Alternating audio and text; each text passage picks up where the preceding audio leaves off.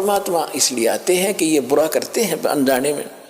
आज किसी की चोरी की, निंदा की, उसका अगले जन्म में फिर देना पड़ता है।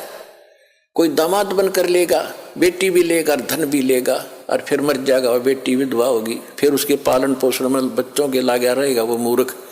तो ये तो यहाँ का की व्यवस्था है, इसको समझना पड़ेगा। और उसी को समझाने के लिए भगवान आए कि मेरे बच्चे देख कितने दुखी हो गए, इनको वहाँ कोई अभाव नहीं था, देख किसी अक्ल मारी गई इनकी। तो जिस माता पिता के बालक बिगड़ जाए किसी कारण से भी, उसको चैन नहीं पड़ता। जब तक उसकी पार बसाओगे न सोचेगा ये कभी सुधरे और वापस आ जा, और फिर मैं सीने से लगा लूँ, इनको सारी संपत्ति दे दूँ, मैंने क्या करना है। तो वो हमारा पिता है। हम गलत आदमी इस काल के आके फंस गए। ये गंदा आदमी है, ये कति झूठा कपटी, हर तरह से हमें मूर्ख बनाकर यहाँ पर फांस रहा है। इसको श्राप लगा 1 लाख मनुष्य शरीरधारी प्राणियों का आहार करने का। इसलिए हमें पाल रहा है, अपने स्वार्थवश सारी बुराइयां करवाता है। आप देखते हो बीड़ी, शराब, तंबाकू, फीम, सुल्फा, भुक्की, ये खाने की चीज है, मांस, ये खिलाता है ताकि इसका टेस्ट बने। हम सूक्ष्म स्थूल शरीर से जो खाते हैं, एक अंदर शरीर है सूक्ष्म, उसके अंदर ये सारी वासना डिपॉजिट हो जाती है, इसमें समा जाती है। कुछ अधिक आहार तो लग जाता है शरीर के पोषण में, स्थूल के में, शेष जो वासना है उसका टेस्ट होता है, वो अंदर जाता समाता है जीव के माध्यम से, और फिर इनको ये कवर तो ऊपर रह जाता है, यही छोड़ जाते हैं। सूक्ष्म शरीर जब जाता है मनुष्य का, एजडित रहता है, जब तक दूसरे प्राणी में नहीं जाता ये सूक्ष्म शरीर एजडित होगा। तो ये तो ऐसा है जैसे सर्प कांचली छोड़ जाता है और सर्प अलग होता है। तो हम तो उस कांचली की क्रियाक्रम में लगे रहते हैं यहाँ पर, कभी गंगा ठा के ले जाएंगे, कभी कितब कर्म कराएंगे। वो सांप तो जा चुका है, वो तो है नहीं इसमें। तो उस जीव को फिर तपतशिला पर डालता है, वहां उनको बुरी तरह तड़फाता है। क्योंकि जिसने ज्यादा हुक्का पी रखा है, जिसने ज्यादा शराब पी रखी है, मांस खा रखा है, और ज्यादा भूखी पी रखी है, कोई नशीली वस्तु है, कि वो टेस्ट है उसका, उस काल का, मन का, ये मन उसका एजेंट है। तो उनको ज्यादा समय तक उस तपतशिला पर जलना पड़ता है, वहां चटक मटक होते, हाहाकार मचती है। जिन्होंने थोड़ा ये बकवाद कर रखी होती है, वो थोड़े समय तक तपतशिला पर रहता है। तपत की टुकड़ी एक तवी है, तवा समझ लो, बड़ी ये तई होती है, बड़ी बड़ी रोटी बनाने की, इन पर रखते हैं भट्टियों पर, इस तरह की बहुत बड़ी है पत्थर की, और उसमें अपने आप गर्म होती है, उसके फ़ारेनहाइट का भी अंदाजा नहीं कितनी गर्म है। और जिन्होंने ज्यादा यह मांस, शराब, तम्बाकू प्रयोग कर रखा है और वासनाएं की है, तो वो ज्यादा समय तक दुखी रहते हैं, बहुत समय तक। उनको बहुत समय में ज्यादा माल होता है, उनमें तो देर से निकलेगा सारा। और जिन्हें कम कर रखे वो जल्दी फारिग होकर गधे कुत्ते बनोगे, फिर जाना कहीं नहीं, रहना यहीं पर है। तो जहां पर ये तपतशिला पर जीव भुनने जा रहे थे, परमात्मा वहां आकर खड़े हुए, अपने पुत्र जोगजीत का रूप बना के। उधर से काल ने पहले तो उन बच्चों को समझाया जो वहां दुखी हो रहे थे। वो पूछ रहे कि हे परमात्मा, परमात्मा के वहां पहुंचते ही कबीर भगवान के, उनकी सब की जलन बंद होगी। वो भट्ठी न्योकी नो जल रही है, तो ये तो न्योकी नो गर्म ऐसे ही, और उनका कोई आंच नहीं। जैसे प्रहलाद भगत के आंच नहीं लगी, भगवान की कृपा से एक बिल्ली के बच्चे, एक कुम्हार ने आवा लगाया था। आवा लगाते थे मटके पकाने के लिए। कच्चे मटके में बिल्ली की आदत होती है कहीं से बच्चे उठाए कहीं रख दिए, उसने रातों रात एक मटके में बच्चे रख दिए। कुम्हार ने वक्त से आकर वो घड़ा नीचे दाब दिया, पहुंच गया जहाँ भी ठाठा धर दिया फटाफट जल्दी में, और अगले दिन उस दिन आग लगा दी उसमें। फिर वो बिल्ली आई घूम फिर के आहार करके, तो उसके चारों तरफ रोए, हाहाकार मचा रखा, बच्चे म्याऊ म्याऊ करे। तो कुम्हारी बड़ी दयालु थी, भक्त सी भगवान की, पूर्व जन्म की, वो संस्कार देखो कैसे बिगड़ते हैं और कैसे बनते हैं। तो उस कुम्हारी को पता लग गया कि ये तो बिल्ली के बच्चे इसकी मटके में रह गए, और अब हमारे वश से बाहर की बात हो गई। और अब माँ को पता होता है बच्चों का कितना दुख है, वो भी माँ थी और बिल्ली भी माँ थी। तो कुम्हारी ने मालिक से अर्ज लगाई, हे परमात्मा हम पर पाप बनेगा, गलती बन गई, हे दाता इसके बच्चे बचे। उधर से वो बिल्ली भी पुकार रही थी। तो मालिक ने क्या किया, देखो पूर्व जन्म के दास जो आपको कह रहा है ये काल कैसे बर्बाद कराता रहा, क्योंकि ऐसी परिस्थितियां पैदा कर देता है कि हम अपनी पूंजी को नाश करते ही रहे। अब देखो आपने पुण्यात्मा, ये तत्व ज्ञान है। ये रामकृष्ण की स्टोरी तक कोई सुना देगा, खड़ा होगा, कितने सुन लियो तुम, 5-4 संस्कृत श्लोक बोल देगा, तुमने राजी कर देगा, दक्षिणा लेगा, ये होता ही रहा अभी तक। ये तत्व ज्ञान है जिसका सब तरह का निष्कर्ष निकलेगा।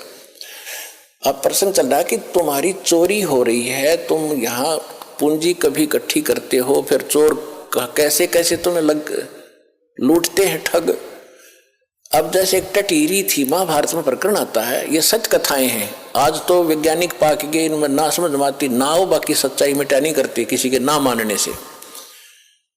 महाभारत में एक कहानी आती है कि एक टटीरी पक्षी है, टटीरी, उसने कुरुक्षेत्र के मैदान में अंडे उत्पन्न कर दिए। जमीन पर पैदा करती है वह अंडे, और उधर से क्या हो गया, महाभारत के युद्ध का समय वहीं उसी दौरान खड़ा हो गया। चारों तरफ से, दोनों तरफ सेना खड़ी होगी, आन लगी। तब उसने देखा ये तो कमाल हो गया, तेरे बच्चे मारे जाएंगे, घोड़ों के, हाथियों के पैरों के नीचे, रथों के नीचे आके कट जाएंगे। तो उसने भगवान से अर्ज लगाई, हे परमात्मा मेरे बच्चों की रक्षा करना। अब देखो दास जो आपको बार बार बताता है, तो उसी समय परमात्मा ने उसकी अर्ज सुनी। ऊपर से इंद्र के हाथी का एक घंटाड़ा टूटा, 88,000 मन का था। 88,000 मन, एक मन 40 किलो का होता है। 88,000 को गुणा करके देख लियो कितने क्विंटल बनेंगे 40 से। तो वो आके गिर गया, इतना भारा।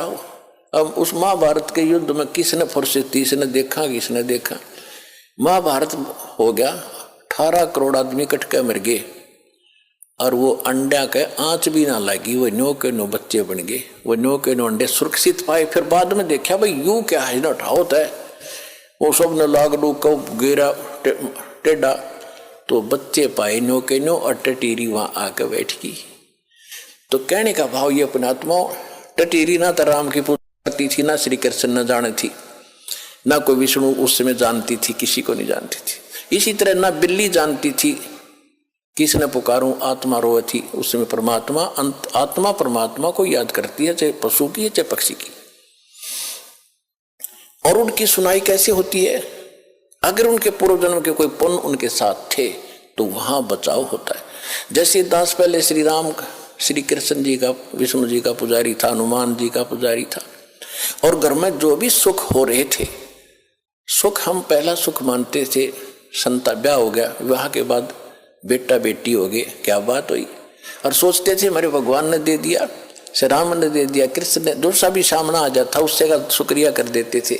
ध्यान में आते ही अगर हनुमान जी ने दया कर दी, बाबा श्याम जी ने दया कर दी।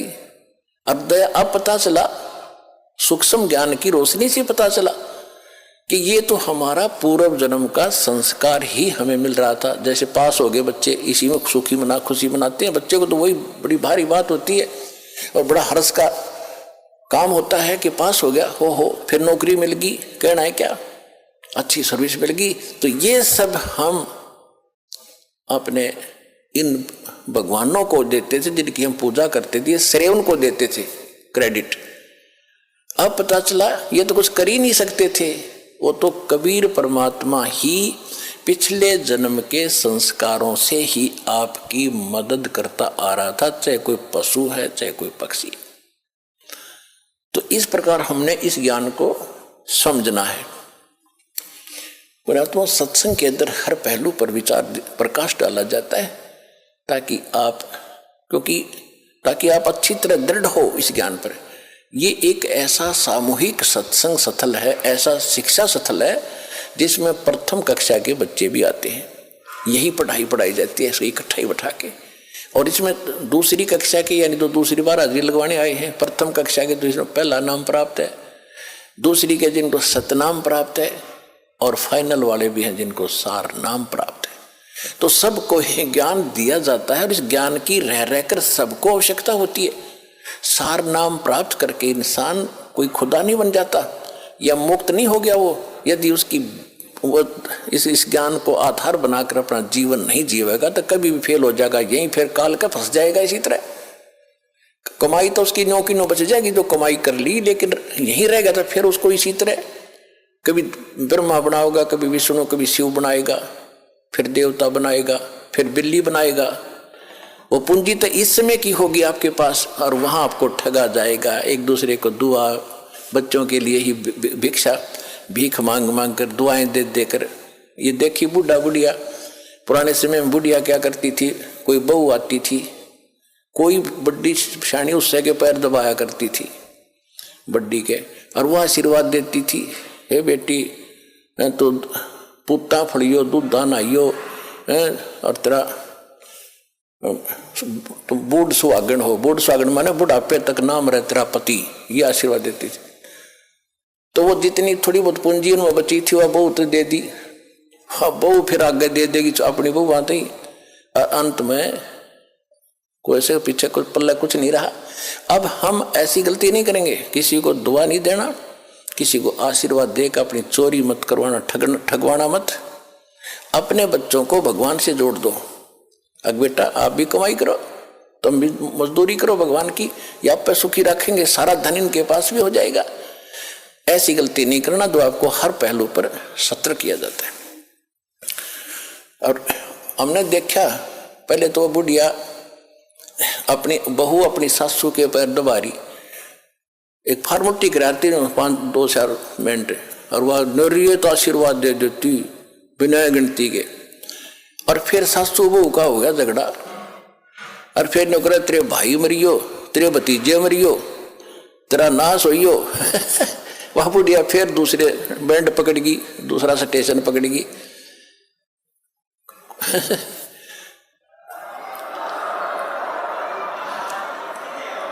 तो 9 प्लस माइनस करके कुछ तो दुआ में खोए, कुछ बद दुआ में खो दिया, बुढ़िया गुतरी बन गई, गधी बनकर घूमे फिर अपना खाली होगी। तो ये वो चोरी हो रही है, और उसको जगाने के लिए परमात्मा ने पहले तो मालिक आए स्वयं, गांव गांव में नगर नगर में कहीं खड़े हो जाते थे डंडोरा लेकर एक तारा, ये सुनाते थे। अब जो प्रसंग चल रहा था वही आते कि जैसे वो बिल्ली के बच्चे जो थे आवे में, और बिल्ली चारों तरफ रो रही थी, हाहाकार मचा रही थी। उधर से प्रहलाद भगत भी एक ऐसे पिता के जन्मा था जो कति नास्तिक और खुद भगवान बना बैठा था, लेकिन वो पिछले संस्कार का बालक था, कभी इसी जन्म में उसने भक्ति की थी। वो भक्ति की अब तभी तक कसक उसमें थी, राक्षस परिवार में भी जन्म लेकर उसमें भक्ति की आस्था थी। तो पिछले जन्म का पुण्यकर्मी प्राणी था, और उस पिछले पुण्य से ही उसकी कबीर परमात्मा ने ही नरसिंह रूप धारण करके उसकी मदद की थी। इन विष्णु वैष्णु का व्योत नहीं था। अब धीरे धीरे आपके प्रकाश में आएगी सारी कहानी। अभी तेने मूर्ख बना रखा था, हमने सिर्फ एक सटोरी सी बना कर छोड़ दी थी, कथा सुना दी थी। प्रहलाद को क्यों बचाया, अन्य को क्यों नहीं बचाया कभी ऐसा? अरे यहाँ सबको बचाएंगे जो जो नाम ले रहे थे, आप तारे सामने दिखा दूंगा कितने रक्षा कर रहे परमात्मा, पल पल में कर रहे हैं। ऐसी ऐसी दुर्घटना सुनाते हैं बच्चे, ऐसी ऐसी परिस्थितियों में परमात्मा मदद करते हैं। अब प्रत्येक के साथ कर रहा है। वो पिछले जन्म के थे, अब ताजे और बना दिए हमने, अब इनसे भी साथ होगा भगवान, इनके प्रतिफल भी आपको देना शुरू कर देगा।